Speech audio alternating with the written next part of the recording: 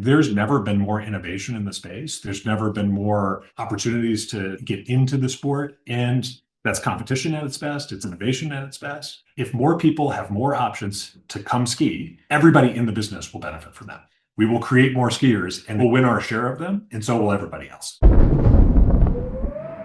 Welcome to the Storm.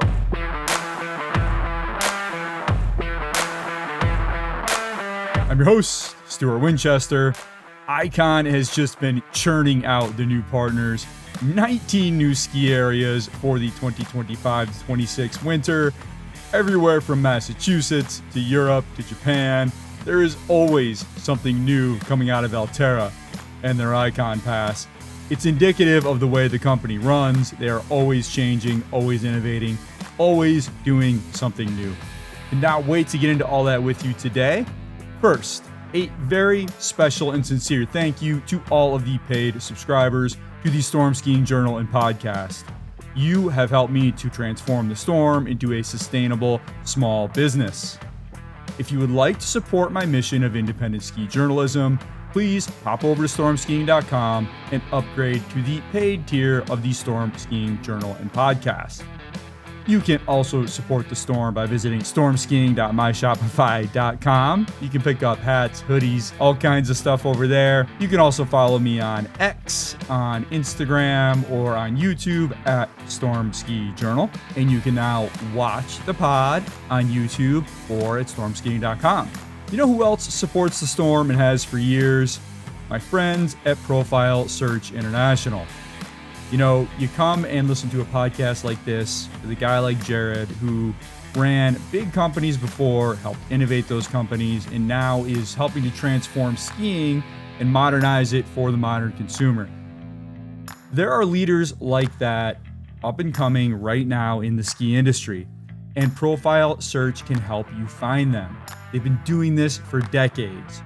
More than 30 years of experience, 100% focused on the ski industry. This is something that's getting more and more complicated, running a ski area. It's not just go in and turn on the lifts and groomers anymore. There's computers, there's back of the house systems, there's all kinds of regulations. Sometimes you don't even know what you need to run your ski area. Profile Search does. They can understand what you need and what it's going to take to make that happen and the kind of people who have that skill set. Profile Search is set up with offices in the US and Canada, and they will find and negotiate with the right leaders for your team. Reach out to them directly at profilesearch.com or get a hold of me, and I will make that connection for you. All right, let's turn right to episode 215 of the Storm Skiing Podcast, the return of Jared Smith, CEO of Alterra Mountain Company. My guest today is the Chief Executive Officer of Alterra Mountain Company. Based in Denver, Colorado, Alterra operates 19 ski areas across the United States and Canada, as well as one of the world's largest heli skiing operations. Alterra's Ikon Pass unites its owned mountains with 70 additional ski resorts in 13 countries across 5 continents. Prior to joining Alterra as president in 2021, he spent 17 years at Ticketmaster and Live Nation, where he led advancements in live event technology, such as digital ticketing and dynamic pricing. Jared Smith is my guest. Jared, welcome back to the Storm. I'm getting so fired up for ski season, and the fire hose of news you have coming out of Denver is only amping me up more. So excited to connect. How you doing today, Jared? I'm stoked. Yeah, it's great to be back with you, especially October 22nd, with most of the mountains have at least a dusting, if not more than that. Oh, Mammoth in California got a real dump, I guess 10 days ago or so, and A Basin's blowing snow. We got a little competition with Winter Park and A Basin of who's going to open earliest. Oh. But yeah, it's here. Winter's coming. Nice to have Winter Park in the mix of that early opening competition. So, speaking of that fire hose of news, yesterday you announced 9 new Ikon Pass partners. It's unbelievable, Jared. They just keep coming and coming. 7 of those are in Japan.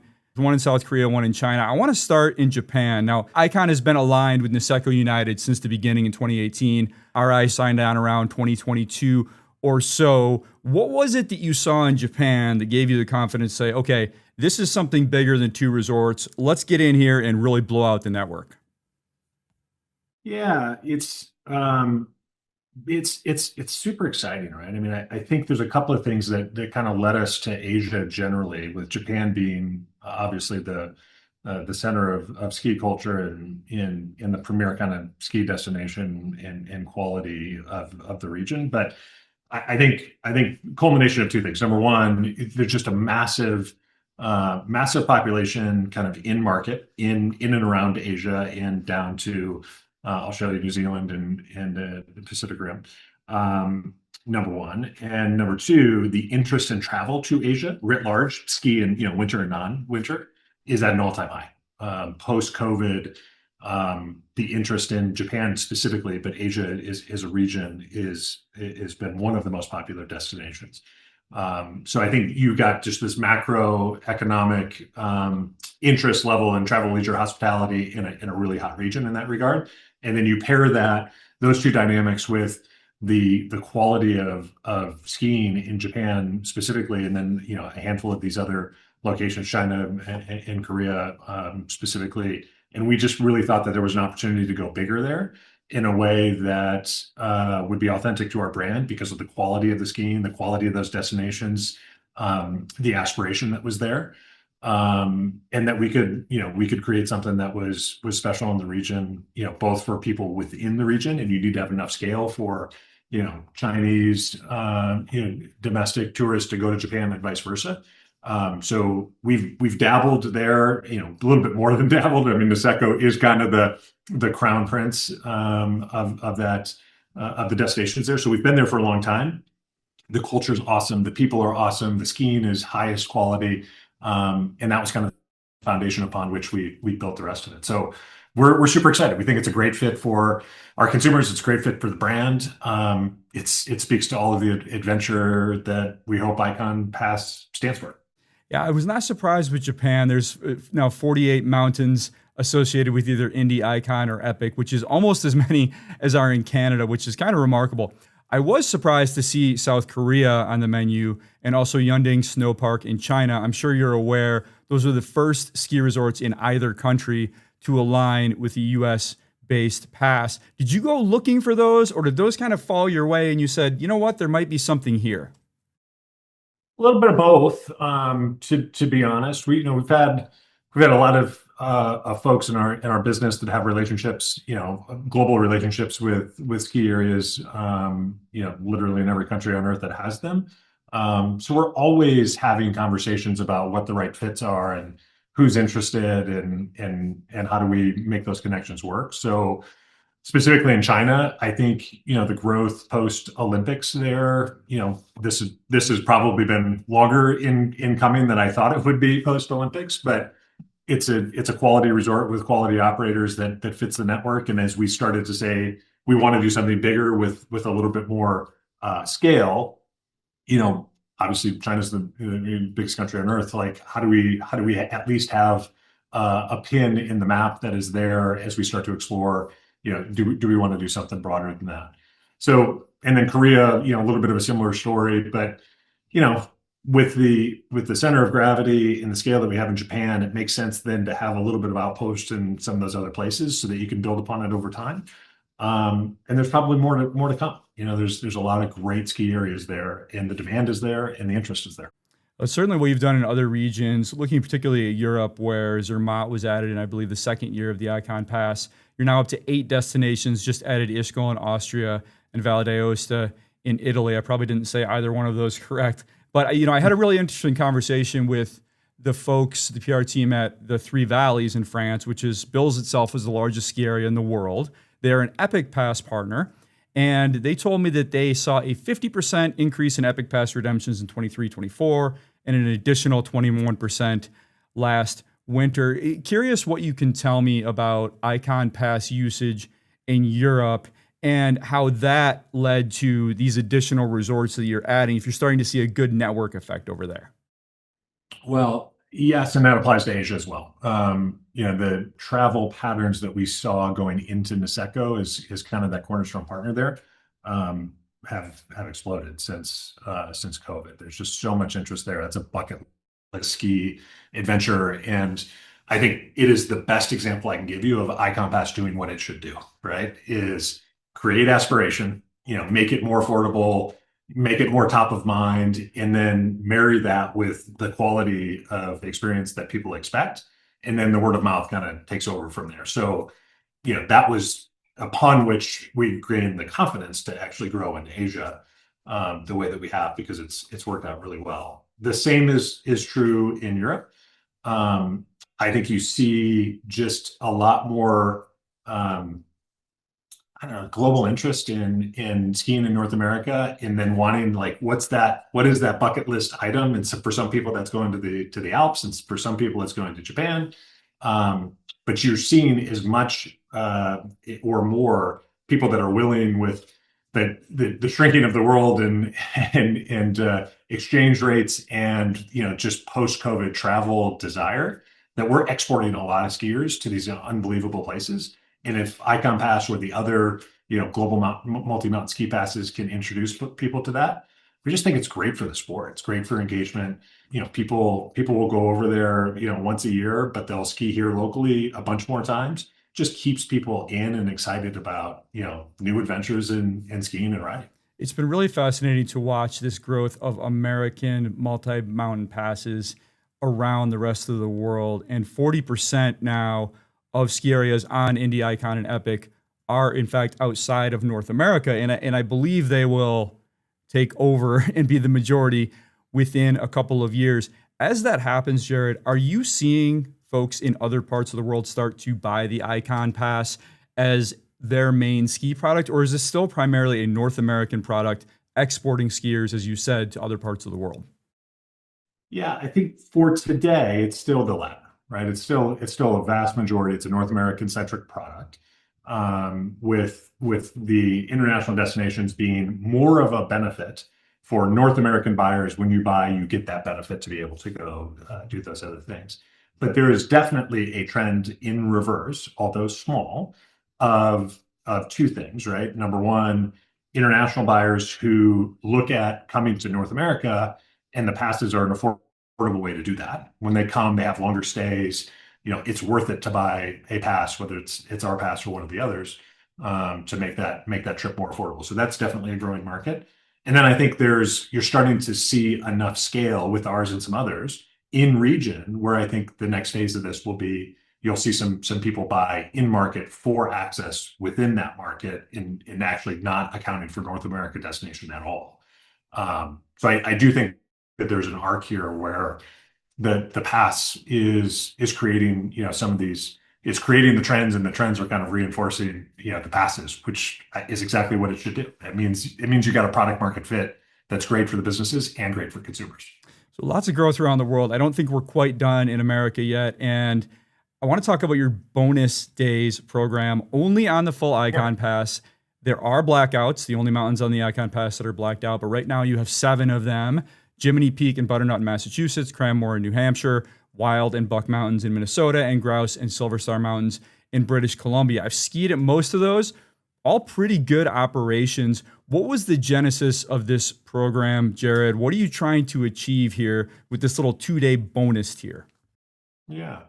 I would hesitate to say it's a test, because it's not really, it's so much of a test as is a new avenue for us to continue to, see what we can learn, and what consumer behaviors are. But if our product, Ikon Pass, obviously has grown through partnership. And it's grown from, we own and operate 19 resorts, and there's 70 plus now on the pass. And the vast majority of those, both at the beginning and over time, have generally been larger destination focused resorts, and then it's kind of expanded from there.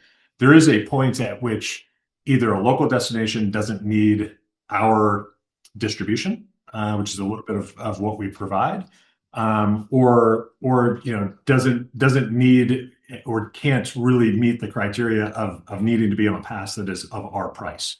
So this was an idea that says, how do we become a little bit more local in some of these places that we wouldn't traditionally or historically have looked at as a full partner, but we would love to figure out a way to let them have some of the benefits that our partners enjoy, and let our consumers or our guests, have some more options if it makes sense for them in those regions. Mm-hmm. So it started as a smaller idea. It feels like it's got a little bit of legs, in that people are interested in it, and we're going to see how the winter goes and see where we go from here. But a little bit of it's just, as you look at the network, how do you continue to expand it in a way that works again for both the businesses and for the consumers, and make that mutually exclusively work, without having to kind of jam them into the model that might not make sense for them or for us.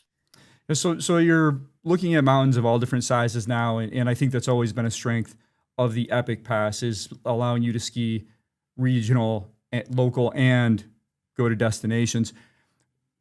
It echoes what we talked about a couple of years ago when you were last on the podcast about trying to refine a variety of ski experiences. So I'll go through a couple things that you've done recently here and then tie it all together. So one is the half off Ikon Pass for friends and family, off lift tickets through October 30th of this year. And that gives folks an affordable entryway if they're not a pass holder and found themselves and they're not ready to commit to that. On the other end, you recently rolled out reserve passes, which are ultra premium, I'll call them add-ons for Ikon Pass holders at resorts like Crystal and Solitude and Sugarbush, where there's a variety of them, and I don't need to go through them all, but there's lift fast lanes, there's parking privileges at some, there's early ups at some, there's a lounge at Sugarbush.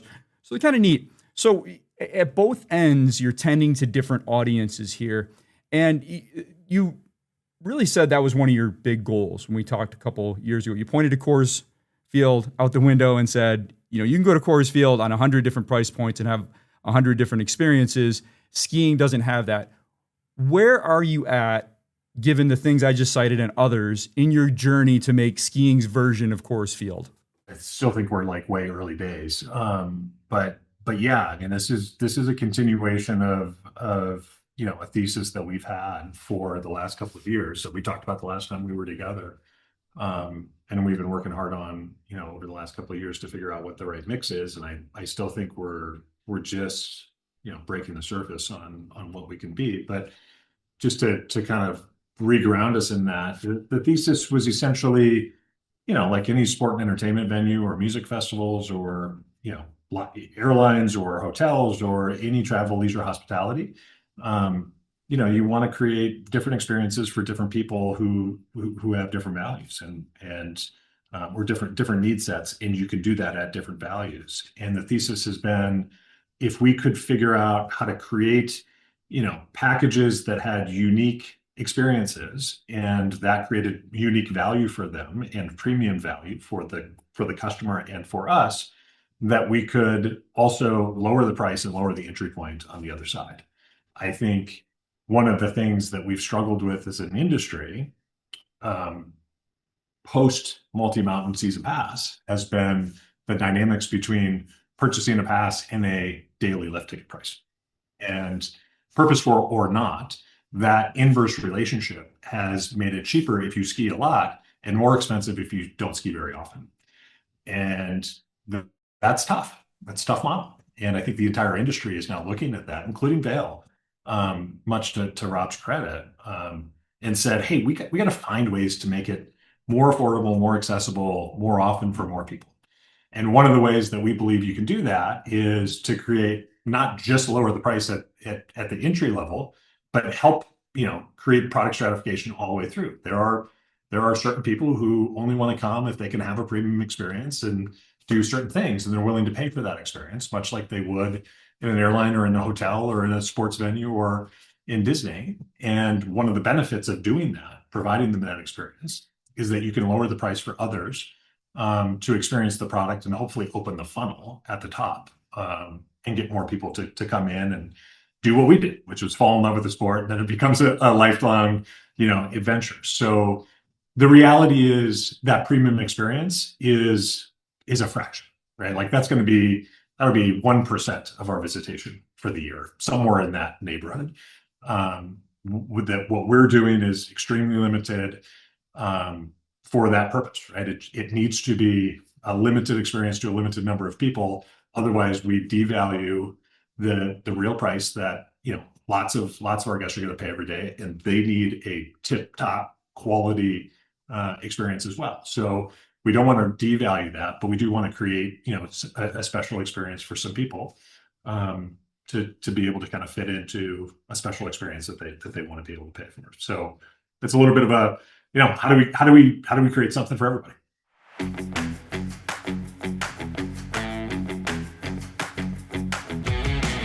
All right, we'll take a little break from Jared to run up the road from Denver to another Colorado-based company, Bonfire Collective. Do you run a ski area or outdoor brand, and does your marketing need a fresh perspective from industry experts? Do you need better storytelling, rebranding, or advertising? If so, you need to connect with Bonfire Collective. They're a fractional marketing team that collaborates with ski areas and outdoor brands, including the Storm Skiing Journal and podcast. When I was ready to finally get into the world of digital marketing and advertising last year, I tapped in Bonfire Collective. The results were immediate and they were huge. It was the best decision, or one of the best decisions I've made since launching the Storm in 2019, and it really helped to turbocharge the business. You'll like working with the folks at Bonfire. They are creative, they are timely, they are responsive, and they're just good and nice people. Beyond the Storm, I can tell you that Bonfire was able to help one New Hampshire ski area double their revenue in just 3 years. To get started, you will want to talk to Eric at Bonfire Collective. You can find him on the website, bonfirecollective.com. You can also get to Eric through me. Eric, as you probably heard in this podcast, was a co-founder of Bluebird Backcountry. He knows the ski business, and his passion for it is unmatched. So visit bonfirecollective.com, or I can make that connection for you. All right, back to Jared. Yeah, folks who are sophisticated enough to look around, I think we'll start to see this disparity with the window rate prices. And what you're doing now is great with the half off. But if you miss that window and you miss the Ikon Pass window, you're still stuck with very high window ticket pricing. And they have moderated at Alterra Mountains in recent years, but they haven't really gone down much, and they have gone up at some mountains. Wondering where your head's at here. And the example I always think of is, I'm here on the East Coast, and folks can get to Europe very easily. And when they start doing the math and seeing that it's a quarter of the price for a week to spend in Europe as to go to Colorado, that sways a lot of them. Are you at all concerned, Jared, about losing destination market share to Europe? Because just because someone can afford to pay $300 a day for a lift ticket doesn't mean they want to, especially when they have world-class alternatives that are not that much harder to get to, if at all. Yeah. I mean, listen, this is not just a ski problem, right? This is a travel, leisure, hospitality problem. And then it's a macroeconomic problem, right? Cost of living, inflation of any goods, services, travel, and the like. Like, any business needs to continue to any business needs to continue to earn business, right? You have to earn consumer loyalty, and earning that loyalty is a combination of what did I pay to enjoy that experience or buy that good, the quality of the good or the quality of the experience that I got. And I think in some instances, that cost benefit analysis for consumers is it's too expensive. And there's an alternative that I can go to, whether that's Europe, in our case, or otherwise, that we have to, as a business, look internally and say, are we at that point where we're going to lose that jump ball on that consumer to go there or come to a destination out west or whatever the case might be. So am I concerned? I would say we are focused every day on, as we have been for the last 3 years, of what is the right price for the right consumer at the right time, and how do we maximize that? And that is not always just lowering the price, all of the time to get as many skiers as possible, because we also want to make sure that you're paying a price and having a good experience that meets that. And that isn't always as many people as possible. So, any good business is trying to find the balance of all of these things. but it always comes down to the cost benefit analysis to the customer of, is the price right for the quality of experience that is going to get me excited about coming back? And part of the previous conversation that I'll tie to this one is just, that's not in our business. That's always been kind of a equation, but we think there's many equations. Like, you can pay a lower price and get a few less things, and that might be a great cost benefit analysis for you. Or you could pay a higher price and get more things and have the same cost benefit analysis, right? And both of those are positive, or both of those could be negative. So we're trying to figure out what is the right balance between making the sport accessible, continuing to grow it, maximize the supply that we have, which is very, very low on a very small number of days, and very, very high on a large number of days, midweek and non-holiday, that kind of stuff, and evolve over time. So what I think is really good is that you're hearing a lot about this right now. Like, the ones that we've done, the ones that Vail have done, products like Indy Pass, like, there's never been more innovation in the space. There's never been more opportunities to trial, get into the sport. And that's competition at its best. It's innovation at its best.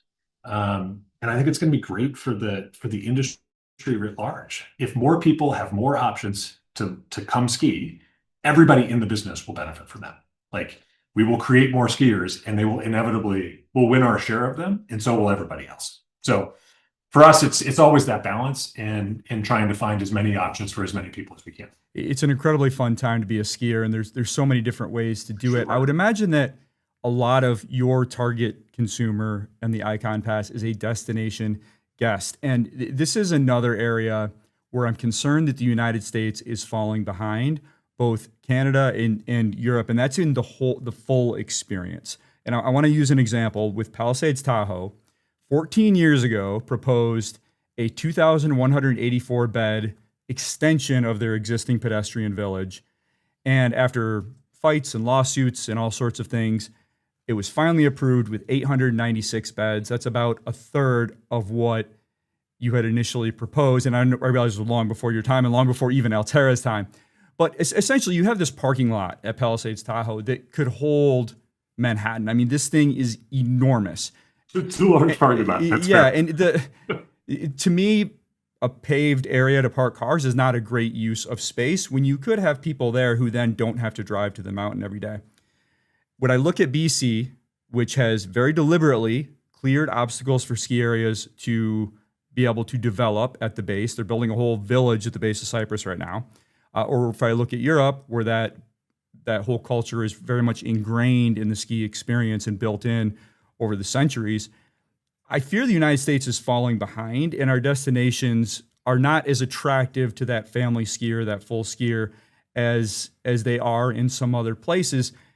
Do you have any ideas, Jared, for how to avoid the next Palisades Tahoe? And how, because you obviously Alterra can build stuff. You're tripling the size of Deer Valley. You just did a massive expansion of Steamboat. Winter Park, I understand, is on the docket. You can get things done, and as you said, there's a lot of innovation for things you can control. But the things you can't control are increasingly, I feel, hamstringing the industry and really holding back the potential of American skiing. Yeah. So I think there's a, I don't want to dodge the question and make it about something other than ski, but I think there's some dynamics here that are broader than ski.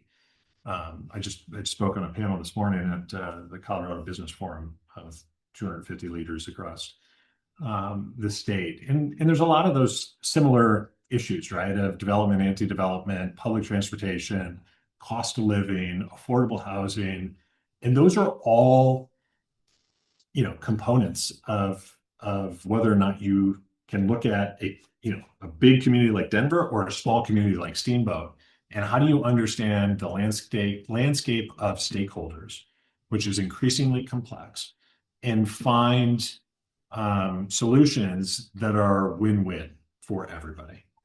And I think there are roadmaps out there that we've participated in, and there are lots of other examples that we haven't, where that is still very much possible, but it's rooted in communication and understanding and cooperation. And sometimes, you give a little to get a little, and vice versa. And if I use Palisades, it is the example of, you know, of having lots of history of different stakeholders who wanted very different things, and it going nowhere for a long time, mired in lawsuits and big public battles in lots of different ways.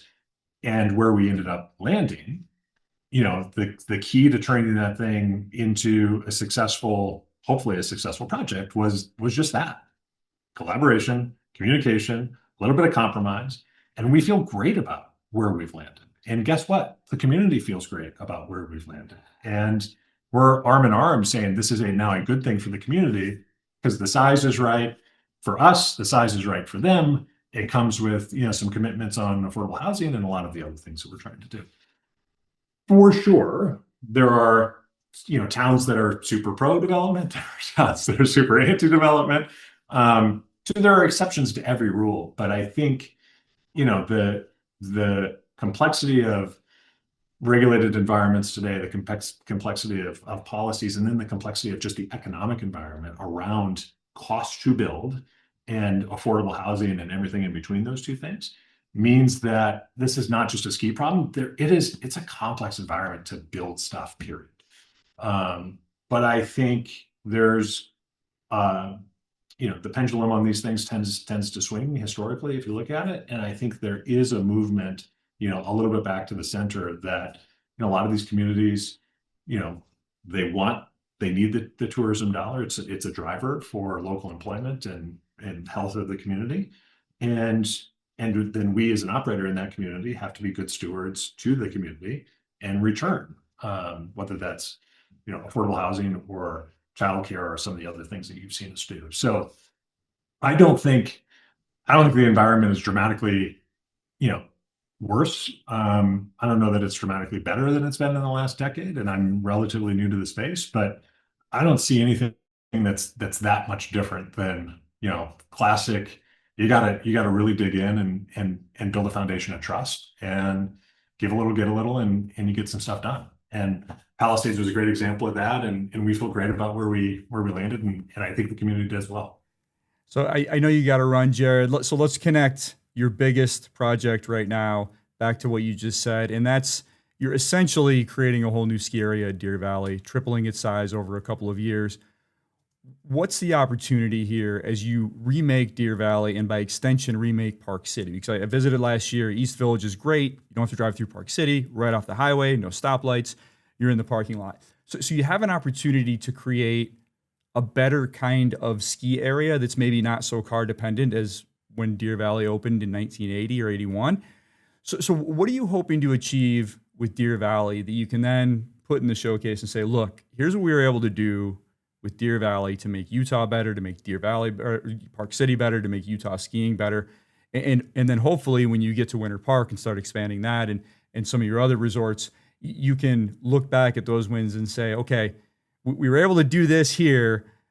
We would love to do that here as well. Yeah, I mean, Deer Valley is a big project, yeah. To say the least, and it's a special one. And at the end of the day, you make those big bets based on where you think you have the best chance to win. And the quality of the existing Deer Valley brand and experience, combined with the public infrastructure that's been built in Salt Lake and in Utah, combined with the community involvement, combined with our partner at Extel and their commitment to quality there, to say nothing for the fact that Utah's the fastest growing state in the country, and a lot of that is Salt Lake and Park City. There was just so many reasons that from hey, if you're going to go make a big bet, where would you make that bet? Why it would make sense to do it there. To say nothing for the fact that it was a unique opportunity based on the land that was there and the quality of the ski experience and all of those things. So that's the background on why we did it. But you have to execute, right? there's a great quote by a woman on our team at Deer Valley who said, failure at this would look like if you showed up and skied over to the East Village that you actually could recognize where the existing Deer Valley stopped and the new Deer Valley started. Like the new Deer Valley has to feel like the old Deer Valley. Like it all has to feel like Deer Valley. Otherwise, we probably haven't succeeded. And give us a couple of years because the skiing will be great this year and it will be Deer Valley quality, but we're still under construction of some of the on-mountain lodges and that kind of stuff. So it'll take us a little bit of time to grow into that. But the quality of what we're building there on the legacy that Edgar and Polly Stern and Stein Erickson started, like we take the stewardship of that incredibly seriously. And Todd Bennett, who's our president and COO, who's been on the pod before, like he's the right guy in every sense to be taking this on. So for us, the business rationale is, can you take all of that goodness and do you have confidence that you can execute such that creates additional growth in the business that can be reinvested in the other resorts? And we believe that's going to be the case. We think we're going to build a great ski area with incredible bed base. I mean, the stuff that Gary Barnett and Extel are building there with the Four Seasons that has been announced, the Hyatt that is already there, and more to come, I think it's just continually upping the quality level that is that destination there. And we think it's going to be great. We think it's going to be great. We think the outcome's going to be great. And we think that's going to allow us then to take some of some of that growth and some of those dollars and reinvest it in the other places that we have, all of which are great their own way, and we want to keep them authentic to what they do as well. All right, Jared, so much going on. I could ask you questions all day, but I already made you 10 minutes late for your next meeting. So I thank you very much for the time. I will look forward to getting you on again at some point and talking through all the other stuff going on at Alterra. So thanks very much. Always, Stuart. Appreciate you having me and appreciate all you do. Thank you. You got it. Thanks, Jared.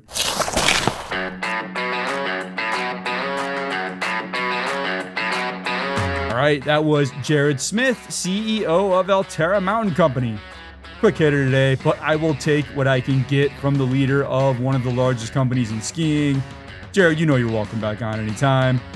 Lots more pods to come. To get those the moment they are dropped, subscribe to the Storm Skiing newsletter at stormskiing.com. Also, please follow the Storm on X, Instagram, and YouTube at Storm Ski Journal. Until next time, stay well, stay safe. I'm Stuart Winchester, and I'll talk to you again very soon. The Storm Skiing Podcast is a Quicksilver Films production.